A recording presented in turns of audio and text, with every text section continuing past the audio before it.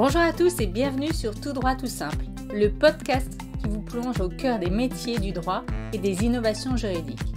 Je suis Delphine Bordier, ancienne avocate et directrice juridique, et aujourd'hui j'effectue des missions en Legal Operations et je transforme votre service juridique en véritable partenaire stratégique.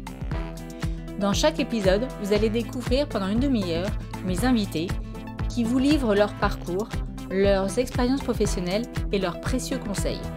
Alors soyez prêts à recevoir une bonne dose d'inspiration et bonne écoute à tous. Bonjour Farah, je suis ravie de t'accueillir aujourd'hui sur le podcast Tout droit tout simple.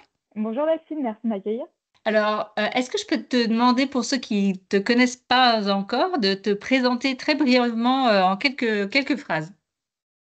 Oui, donc je m'appelle Farah Zawi, je suis juriste territoriale de formation et j'ai créé la société de conseil Probitas, spécialisée en prévention de la corruption, probité publique et compliance des secteurs publics et privés.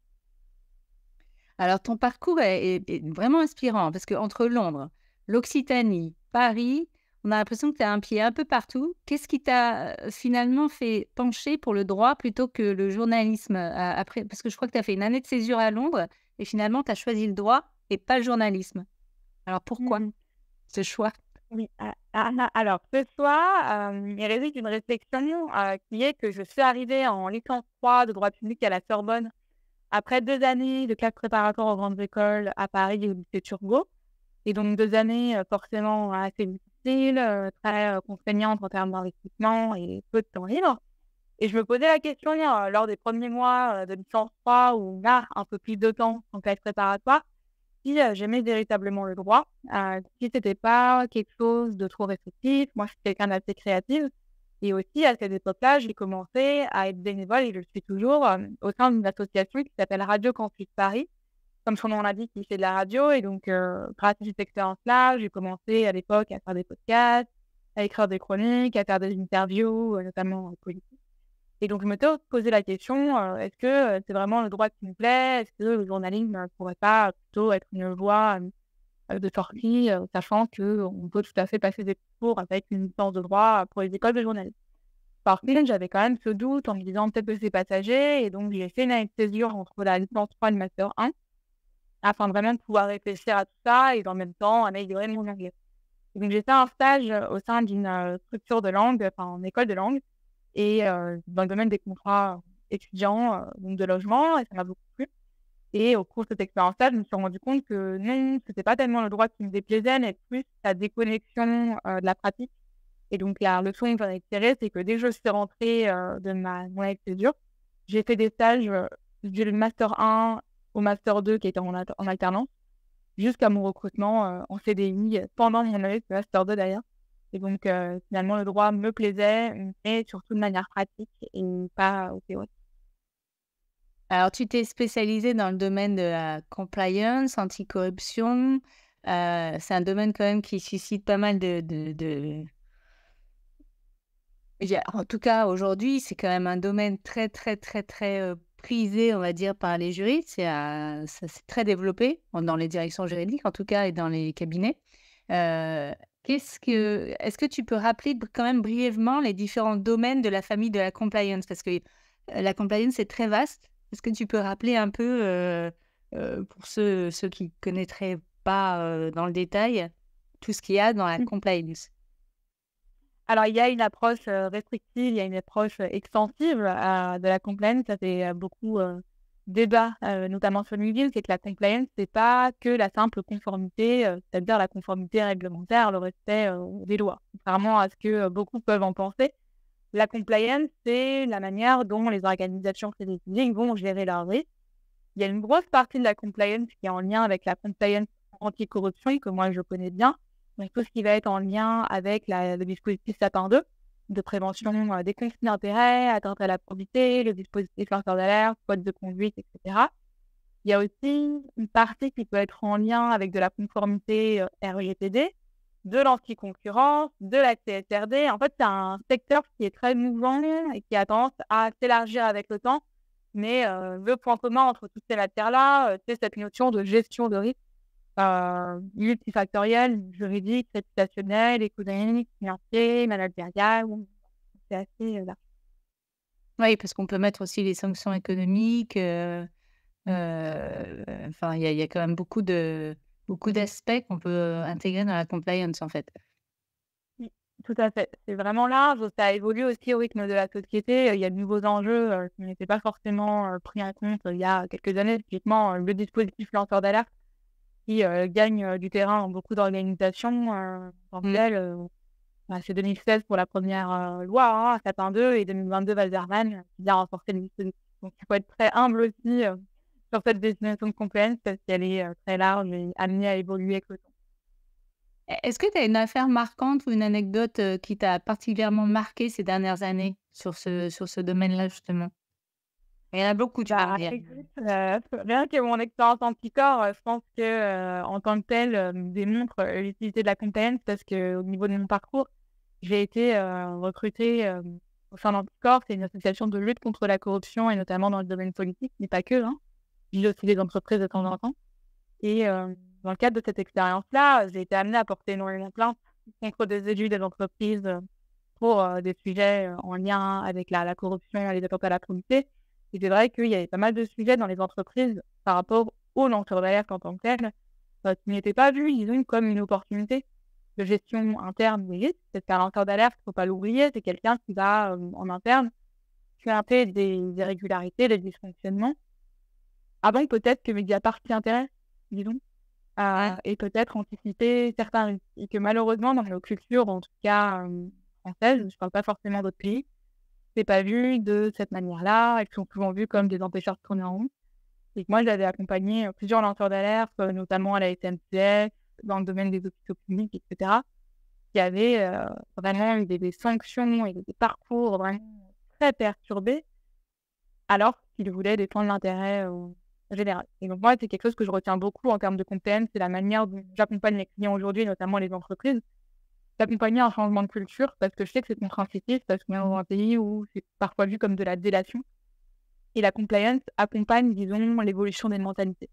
Donc toutes les anecdotes que j'ai pu avoir chez Anticor, en tant que juriste puis directrice juridique m'aident aujourd'hui à avoir un côté un peu plus terrain que peut-être, d'autres collègues, parce que je connais bien les problématiques entre la règle et son application, et les problématiques aussi culturelles, qu'on peut avoir dans les entreprises ou les collectivités territoriales et faire preuve d'empathie surtout parce que c'est des sujets qui, mettent mal à l'aise souvent, qui sont tabous et donc il faut être amené en tant que professionnel de la compliance à l'entendre et donc s'adapter, à chaque client, pour faire en sorte de faire évoluer, leur pratique interne. Et tu penses même que certains lanceurs d'alerte, enfin, ou personnes sont freinés par ça, et donc évitent de lancer des alertes parce qu'ils ont ils craignent justement cette, c'est pas une c'est pas des sanctions, mais i Peut-être. un quoi? Un quoi? Peut-être des représailles, Ah oui, des représailles, oui, c'est ça. Et ça, toi, tu le sens, enfin, dans ce que tu vois? ah oui, totalement, c'est même pas, peut-être de le sentir, je le sais. Je le sais parce que aussi je suis les travaux de la Maison des lanceurs d'alerte, qui est une association, très intéressante qui, agrège, disons, un collectif de lanceurs d'alerte, reconnus ou pas, par la loi et parle de leur parcours. Je le sais parce qu'il y a un arbitrage qui est à faire souvent entre, est-ce qu'on se met en avant en lançant l'alerte au risque que ce soit pris comme une démarche interne de déstabilisation ou est-ce qu'on fait profil bas en disant que c'est pas notre problème, que c'est pas notre entreprise? Enfin, il y a Ouais. des arbitrages, en fait, qui peuvent, intervenir et encore heureux, il y a de plus en plus d'entreprises qui insistent, hein, par leurs, salariés en anti-alerte parce qu'ils ont compris que c'est un outil, de gestion interne puissant et ça, je m'en réjouis.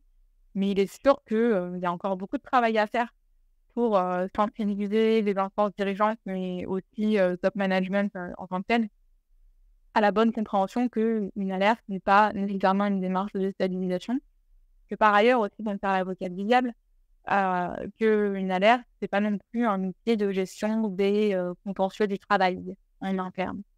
Qu'une alerte, il y a des conditions, ouais, pour être reconnu comme lanceur d'alerte et que parfois, on peut voir certaines formes de dérive. C'est pas toujours le cas. Moi, je pense que c'est quand même une infime minorité, mais il faut l'avoir en conscience, ce qui fait que ça n'aide pas non plus à la progression de l'alerte en tant que telle au sein des organisations. Ouais. Et toi, tu proposes justement des formations, des accompagnements en anticorruption.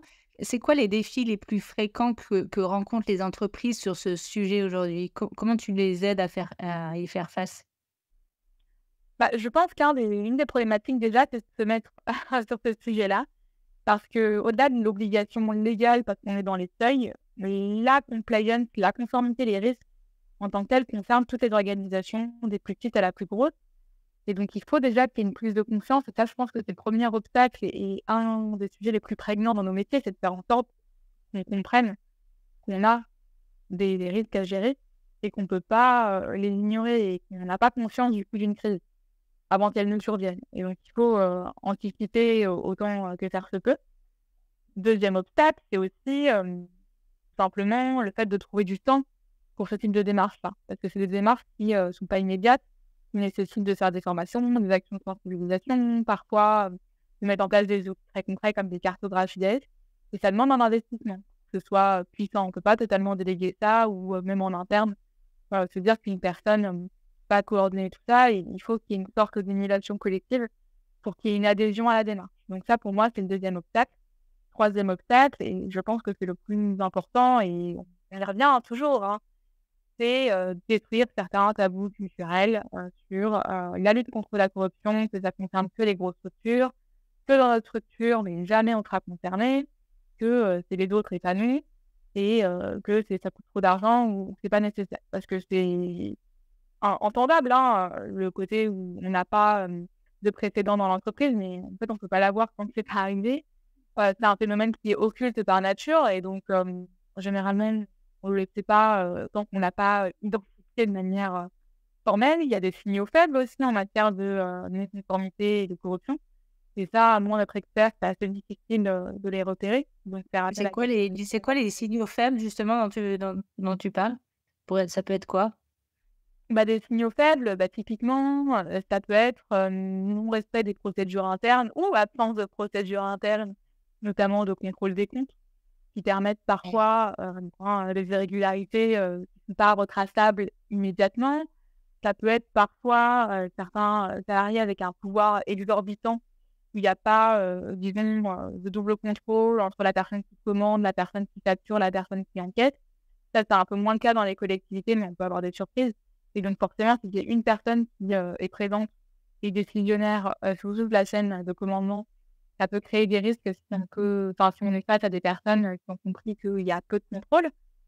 Généralement, ça peut être des sujets en lien aussi avec la responsabilité sociale des entreprises, donc avec des sous-traitants, des sous-traitants de sous-traitants dans des pays avec des cultures qui sont très différentes et où le back-office reste quelque chose d'ancré. Et donc on peut être exposé en fait dans le cadre de pratiques sur le terrain qui sont inaccessibles via les entreprises mères en fait, qui peuvent pas être au courant de ce qui se passe localement et qui pourtant doivent faire une évaluation de leurs tiers et faire en sorte que tout soit régulier et que ça, on peut se rendre compte des années après, quoi. Qu'il y a des systèmes assez occultes qui sont mis en place et qui sont hors de contrôle et de corruption. Et ça, il y en a, hein, parfois des procès en France pour la corruption en Afrique. Enfin, c'est pas quelque chose de totalement improbable. Donc c'est ça les signaux faibles, mais c'est aussi une fois de plus sur des questions très, très culturelles d'absence de transparence ou on va garder certaines choses assez confidentielles, le refus de déclaration d'intérêt en interne, la notion de conflit d'intérêt aussi, totalement ignorée parce qu'on considère qu'on n'est pas concerné. Donc ça, c'est aussi des signaux faibles en fait qui s'accumulent et qui favorisent, on va dire, un terreau où il suffit que vous ayez une ou deux personnes en interne, je sais pas, mal intentionnées ou même en externe, hein. Ça peut être aussi des non-conformités qui sont provoquées par d'autres parties prenantes en réalité. Ah oui. Et ça peut être quelle partie prenante? Je Externe? sais pas, par exemple des fournisseurs, des clients, voilà, les cadeaux à invitation par exemple, c'est un sujet dans les Oui. entreprises, les cadeaux à invitation. Oui, Et ça, c'est un vrai sujet, oui. Mmh. pour donner un exemple récent, on l'a vu cet été, les JO 2024, ouais, très content de la manière dont ça s'est organisé, mais il faut le savoir, il y a plusieurs enquêtes préliminaires qui sont ouvertes par le parquet national financier pour favoritisme, compris illégal d'intérêt. Elles ont été ouvertes il y a quelques mois et c'est heureux, on va dire, que ce soit ouvert avant la compétition. Ça permet quand même de gagner peut-être un peu de temps et de voir si ce ne sont pas des irrégularités qui sont liés à des événements qui sont hors normes et donc qui n'auraient pas été évitables. Mais c'est pour dire que, il y a des secteurs qui sont plus exposés déjà que d'autres, et également, des sujets qui paraissent anodins comme les cadeaux d'invitation. On va dire: «Bon, on n'est pas concerné», mais un cadeau d'invitation, ça peut être aussi, on va dire une contrepartie au sens de la loi, illégale, et qui peut, on va dire sous-tendre des infractions, telles que de la corruption, du trafic d'influence, l'octroi de marchés publics, de manière, non régulière, du favoritisme. Alors l'éthique et la probité, on a bien saisi, c'est vraiment le cœur de ton métier. Comment toi tu parviens à faire passer justement ces valeurs de manière concrète auprès de tes clients? Et parce que toi tu as des clients plutôt dans le domaine public et notamment ceux qui peuvent être plus réticents à changer leurs pratiques. Comment tu t'y prends en fait? Alors moi, je discute beaucoup avec mes clients. Pour le coup, c'est vrai que, je communique énormément sur les réseaux sociaux, sur mes formations et mes actions auprès de secteur public. Mais j'agis aussi auprès du secteur privé, mais il est vrai que c'est davantage des missions de conseil, des cartographies des risques, évaluation des terres sur lesquelles on communique généralement un peu moins pour des questions de confidentialité, mais c'est un privé que j'agis aussi pour les personnes privées. J'entends ce qu'ils ont à dire. Je suis consciente que c'est pas toujours facile, donc ce qui fait que parfois, je reçois beaucoup de «complaintes» entre guillemets, voilà, on n'a pas le temps, on doit le faire et cetera et donc moi je l'entends, je suis pas du tout, quelqu'un qui va leur expliquer que, c'est facile, et que c'est quelque chose, qu'ils doivent faire. Je pense que c'est une démarche qui doit rester volontariste pour qu'elle ait du succès et donc il faut qu'ils y croient. Moi je suis assez engagée et je pense que ça se ressent, c'est ma passion, c'est pas juste un gagne-pain, choisi au hasard. Moi j'ai eu cette chance d'avoir une première expérience forte dans le domaine de la lutte contre la corruption et d'avoir des actions de terrain très tôt, alors 4 ans, aller vraiment dans tous les territoires en France, dans les tribunaux, discuter avec des élus, discuter avec des entreprises, ce qui fait que je suis convaincue moi-même par la démarche et que je suis assez patiente, assez calme, et que je reçois, on va dire, les vagues que je peux rencontrer dans le cadre de cette activité, parce que c'est pas toujours, évident.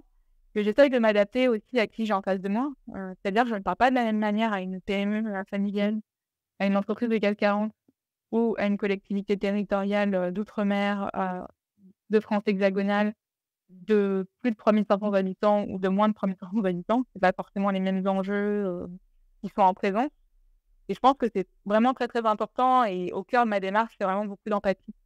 Parce que je sais que c'est pas évident, que ça tend dans les organisations, le sujet de la corruption. Rien que dire corruption, généralement, ça peut crisper et donc je fais preuve de beaucoup, de résilience et de faire en sorte de fournir le meilleur conseil et de la meilleure prestation parce que je sais que c'est important. Alors le domaine de l'anticorruption, c'est un en tout cas ça semble un domaine un peu, technique, un peu austère pour certains peut-être. Est-ce que toi tu as une astuce ou une méthode pour, rendre le sujet plus accessible, plus compréhensible, que ce soit pour tes clients ou pour le grand public? Enfin moi je sais parce que je le vois sur le LinkedIn, mais est-ce que tu peux le Oui, bah, déjà, je communique énormément, c'est vraiment ma marque de fabrique, pour le coup et ça, merci la radio, de m'avoir formée, à l'écriture simple, et aux réseaux sociaux, de manière large. Je pense pas que j'en serais là, sans mon expérience bénévole, au sein d'une radio. À chaque fois que j'écris quelque chose ou à chaque fois que je m'exprime, je tâche de confirmer, même intérieurement que ce que je dis est clair. Parce que moi, j'ai une devise: «Vaut mieux être clair qu'intelligent». Voilà, j'adore les lire, j'adore me cultiver, mais c'est vrai que je suis pas forcément dans une démarche où je veux citer la bonne, phrase, la bonne référence, culturelle ou littéraire, parce que c'est pas forcément, le plus important, dans ce que je fais. Je passe aussi beaucoup par les émotions parce que je sais qu'on retient davantage quelque chose qui nous marque d'un point de vue émotionnel qu'intellectuel. Ce qui fait que je parle beaucoup de situations du quotidien, je parle aussi de mon vécu, moi, de ce que je vois quand je me déplace en restant, forcément, hein, dans des choses très confidentielles, hein. Mais en fait, mon expérience, elle s'enrichit chaque jour, à chaque déplacement, et chaque mission. Ce qui fait que je suis amenée aussi à, fournir ce patrimoine à l'ensemble de mes clients et leur permettre de mieux comprendre aussi, ce qui est attendu d'eux, de manière assez concrète.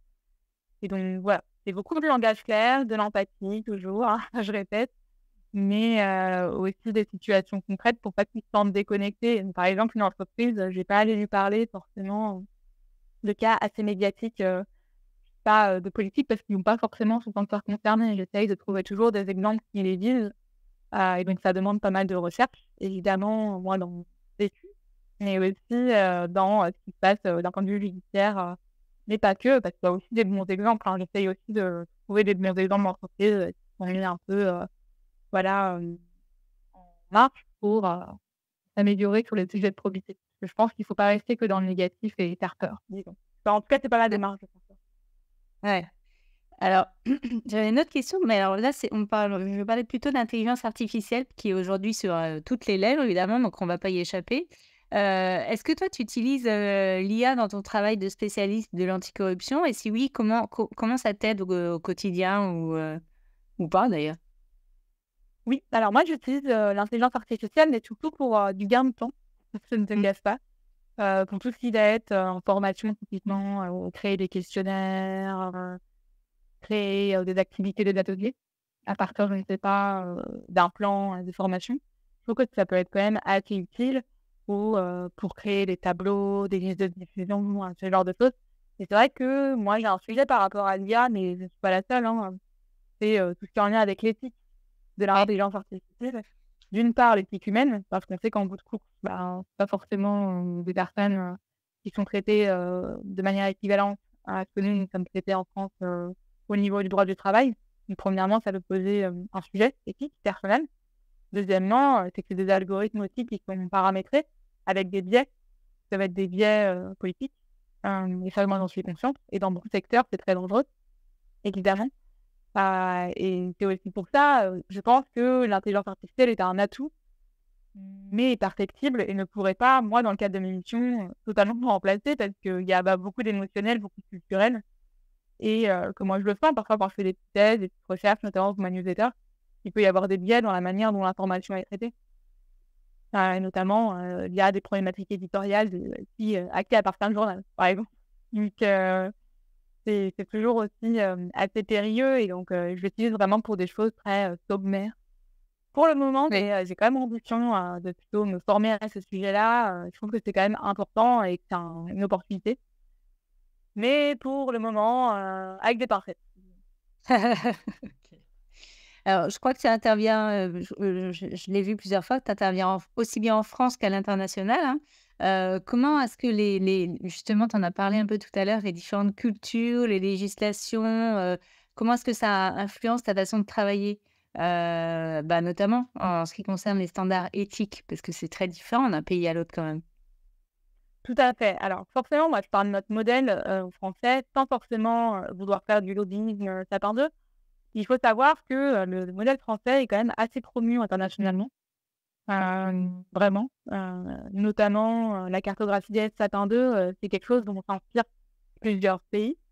Pareil pour tout ce qui est, déclaration d'intérêt de patrimoine au niveau du politique, la Haute Autorité de transparence de la vie publique, trouve des inspirations dans d'autres types d'autorités. Par exemple, spoiler alert, j'irai en Côte d'Ivoire, en 2025 et en Côte d'Ivoire, il y a une autorité qui s'appelle la l'Haute Autorité pour la bonne gouvernance qui est, réellement calquée quasiment sur la Haute Autorité de transparence de la vie publique et donc je m'imprègne, moi, de ce que je connais, de ce que je maîtrise, mais également, j'essaye de comprendre la manière dont, la compliance et les préventions de conflits d'intérêts sont gérées à l'international. Par exemple, je sais que, à Monaco, qui n'est pas très loin d'ici, mais il y a une législation particulière. Ils ont une législation qui est très inspirée, de notre dispositif, mais qui se fait, via, du réglementaire. Et donc moi, j'avais été, amenée à faire une formation pour le secteur public à Monaco et donc forcément, ça m'a demandé de creuser parce que je ne pouvais pas partir avec les mêmes références, textuelles, mais l'esprit était le même. Et je pense que l'esprit est le même, il faut comprendre les mécanismes surtout.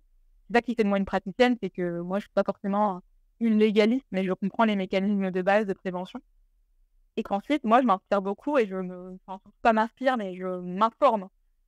Via ma newsletter, j'ai une rubrique internationale, mensuelle où ce qui passe dans le monde, ce qui fait que je comprends aussi les grandes logiques internationales, en matière de, prévention des conflits d'intérêts, atteinte à la probité quand ça existe dans les pays d'ailleurs et de corruption. Je suis aussi les travaux de Transparency International, qui est une association de lutte contre la corruption, très connue et qui a des cellules, locales partout et qui chaque année sort un indicateur de la corruption, du sentiment de corruption dans l'administration et qui permet aussi d'avoir des équilibres. Ce qui fait que quand je suis sollicitée par des pays, à l'étranger, forcément, j'essaye d'analyser, le niveau de maturité, disons, des institutions, de ce pays sur le sujet de la corruption et d'essayer de faire un effort intellectuel pour comprendre la manière dont tout cela est câblé localement et de faire des comparaisons, moi, avec ce que je connais, dans le cadre de ma pratique, franco-française.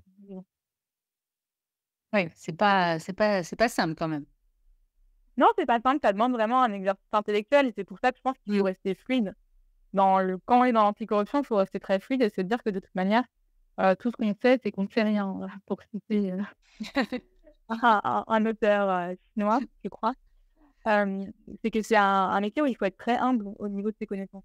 Parce que ça évolue tout le temps, la loi sur les conflits d'intérêts, c'est 11 octobre 2013, elle a 10 ans, donc ça évoluera, constamment et donc on peut pas, partir du principe qu'on maîtrise, de manière parfaite parce que chaque jour, il y a des nouvelles réglementations, des nouvelles décisions, des scandales. Voilà Ouais. et aussi pour expliquer que c'est intéressant comme métier, chaque jour on en apprend. Alors, tout à l'heure, tu as dit que tu avais hésité entre le droit et le journalisme. Si tu devais aujourd'hui écrire je sais pas, un article sur l'anticorruption pour un grand média, quel qu'il soit, ce serait quoi le thème et le titre? Et pourquoi? Compliqué, je sais pas ça. Compliqué, ouais. Pour des médias, mais c'est vrai que, à mon sens, c'est un sujet qui est très peu abordé, mais c'est vraiment la question culturelle, je trouve, de l'anticorruption et de la corruption en tant que telle. Ce tabou, qui reste encore présent dans les esprits parce que, comme dans beaucoup de causes, on part du principe que, il y a une sorte de pureté, militante et donc on ne peut pas se tromper et je trouve qu'aujourd'hui, on est dans une société qui est quand même assez dure vis-à-vis des personnes qui essayent de faire des choses et notamment, dans le cadre des entreprises et des collectivités, je pense que ça peut arriver de se tromper. Mais comme c'est pas quelque chose, qu'on promeut et qu'on met en avant, dès qu'une erreur est arrivée, eh bien, on peut être assez rapidement vilipendé, sur la place publique et je trouve que c'est quand même assez dommage, dans le cadre du développement de la compliance et je trouve qu'on devrait, gagner c'est ça, en nuance sur ce sujet-là et sur Ah, c'est pas vrai. Attends. Ah, c'est pas vrai. C'est la plaie, là. Oui, pardon, excuse-moi, ça oui, tu peux juste, reprendre donc dans le cadre du développement de la compliance, tu disais que tu trouves qu'on devrait gagner, en nuances, c'est ça, sur ces sujets-là? dans le cadre du développement de la compliance, je pense qu'on devrait gagner en nuance et de comprendre en réalité que la compliance, c'est une démarche comme l'éthique, qui n'est jamais, aboutie et que le tout, c'est vraiment d'essayer de faire de son mieux, de mettre en place des démarches en interne, des garde-fous, mettre en place des formations, une culture commune pour réduire certains risques, mais qu'il y a des risques qui arriveront toujours. Parce que la corruption, les atteintes à la propriété, la non-conformité a une racine humaine. Voilà. Et que tant qu'on n'aura pas fait de l'humain un être parfait, c'est quand même assez terrifiant, je pense.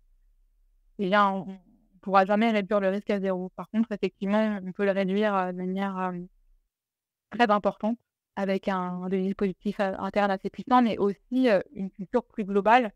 Et ça, ce serait peut-être la conclusion de l'article, mais c'est qu'à mon sens, on ne pourra jamais réellement en France avoir une politique de lutte contre la corruption tant que notre exécutif, c'est-à-dire le top of the top, n'aura pas pris sa part. Voilà. Mais quand tu dis Ouais, mais quand tu dis que, on est assez dur avec les personnes qui essaient de faire des choses, c'est là, tu parles des lanceurs d'alerte ou tu parles d'autres, cas? Enfin, Non, non, c'est plutôt des entreprises et des élus, des dirigeants de collectivités. C'est que je pense, moi, c'est ce que je retiens de mon expérience anticorps d'ailleurs, c'est qu'effectivement, il y a des personnes dans les organisations qui sont tentées de violer la loi, de se faire corrompre ou de corrompre, voilà, de commettre des infractions.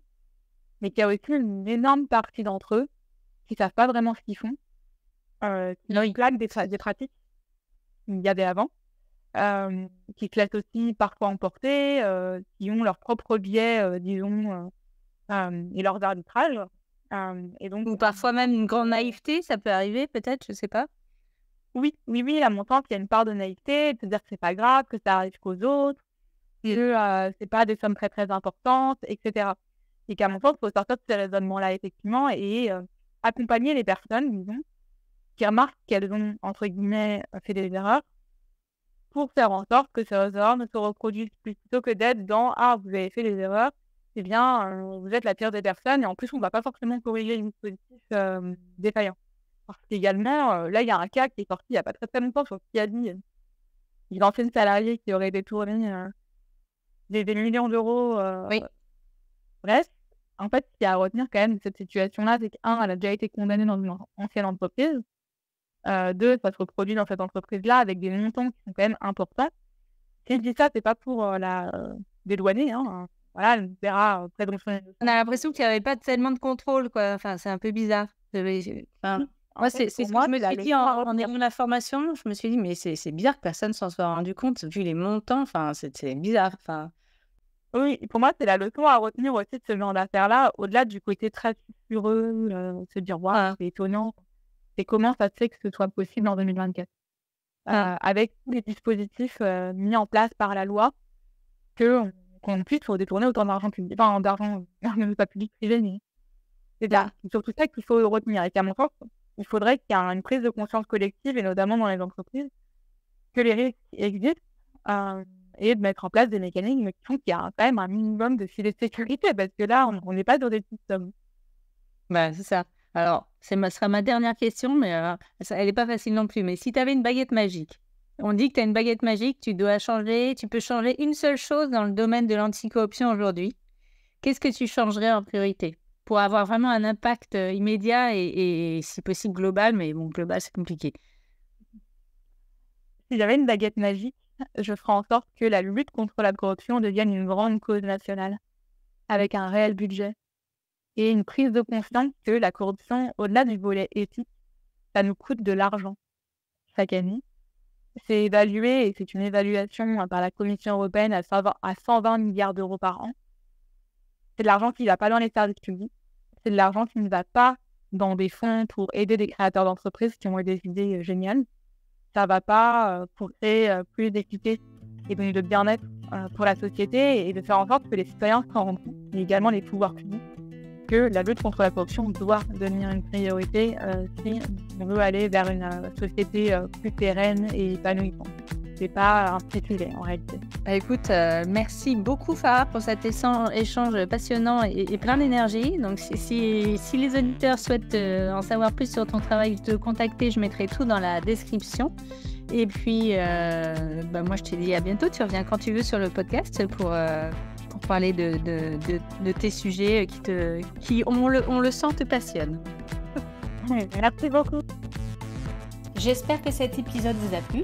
Si c'est le cas, s'il vous plaît, prenez 2 minutes pour me mettre un avis sur Apple Podcast ou sur Spotify. Ça aide grandement à faire découvrir Tout droit tout simple au plus grand nombre. Vous pouvez me suivre sur LinkedIn, sur ma page Delphine Bordier et sur celle de Tout droit tout simple. On se retrouve très bientôt. D'ici là, restez inspirés.